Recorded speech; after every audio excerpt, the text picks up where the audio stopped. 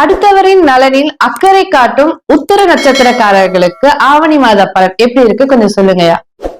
உத்திரம் நட்சத்திரக்காரங்களுக்கு இந்த காலகட்டம் என்னன்னாக்கா எப்படி இருக்கும் பாத்தீங்கன்னு வச்சுக்கோங்க. குறிப்பா உத்திரம் 1ஆம் பாதத்தில் இருக்கக்கூடிய உத்திர நட்சத்திரக்காரங்க இந்த மாதம் கொஞ்சம் மன அழுத்தத்தோட தான் இருக்கும்.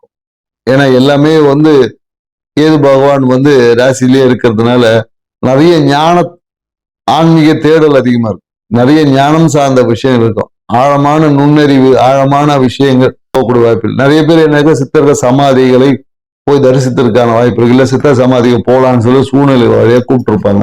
ஸோ இந்த மாதிரியான நிகழ்வு இருக்கும். வாழ்க்கையில என்னடா இது எல்லாம் இருக்கும், ஆனா எதுவுமே இல்லை என்ற ஒரு பட்டற்ற நிலையில தான் இந்த காலகட்டம் இருக்கும். அதே பார்த்தீங்கன்னா உத்திரம் 2-3 பாதம், உத்திரம் 2-3 பாதத்தில் இருக்கக்கூடிய உத்திர நட்சத்திரக்காரங்களுக்கு இந்த காலகட்டம் என்னன்னாக்கா குறிப்பா என்னன்னா பயணங்கள் உண்டு அப்படின்னு சொல்லலாம். குறிப்பா தொழில் ரீதியான பயணங்கள். அதே அரசியல் இருக்கக்கூடிய அரசியல்வாதிகளுக்கு இந்த காலகட்டத்தில் விரயங்கள் என்பது இருக்கு.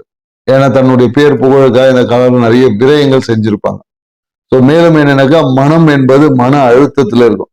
மனசுல ஏற்பட்ட விஷயங்கள் ஏதோ ஒண்ணு நடக்காம போகும். ஸோ அதனால கொஞ்சம் கவனமா இருக்கணும். உத்திர நட்சத்திரக்கான பரிகாரம், இவங்களுக்கு பரிகாரமா என்ன பண்ணலாம் அப்படின்னு பாத்தீங்கன்னு வச்சுக்கோங்க. உலகளந்த பெருமாள் அப்படின்னு சொல்லுவாங்க, அவரை வழிபாடு செய்வது இவங்களுக்கு சிறப்பான பலனை தரும்.